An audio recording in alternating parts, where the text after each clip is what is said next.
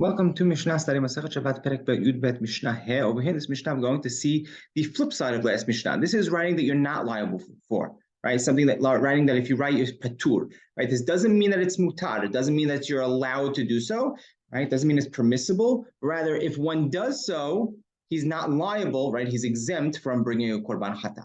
So what is this? Katav mashkin umeperot. If a person writes with liquids or with fruit juice, right? These are not considered inks. They don't last, right? It's not something that would, last permanently. Ubabak terachim, ubabak sofrim, right? Or with, dirt, or from abak sofrim. Also, the ink a lot of times leaves some type of, also a residue. You take that and you write with it. Again, it's not something that's going to last. Something that's not going to last, patur.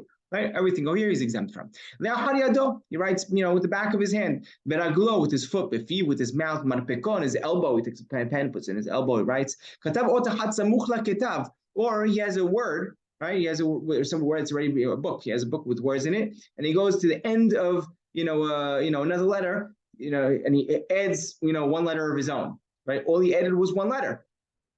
He's also going to be patur, right? Right? He intended to write the letter het. Now, if you know the letter het, right, what do you do? And he wrote two letter zayins. So over here, if you look in a Sefer Torah even today, you'll see that a het is made up of two zayins with a little triangle on top connecting the two zayins. So he intended to write one letter het and ended up writing two zayins by mistake. Ahat ba'aretz v'ahat ba'kora. If he writes one on the ground and one on the roof.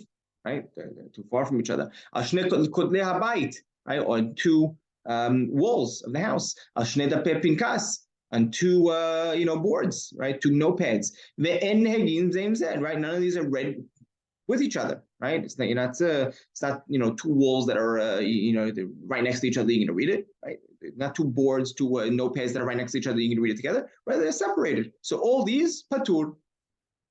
Katav otahat notrikon. If you wrote one letter, and what's notrikon? It's an abbreviation, right? So imagine you wrote the letter kof with a little apostrophe on top, because that symbolizes korban.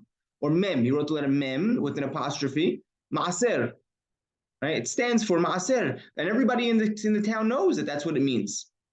Are you hayav or patur? So here it's mahloket. Rabbi Yoshua ben Mitra mechayev, because the whole town knows what it means. So it's as if you wrote, because it's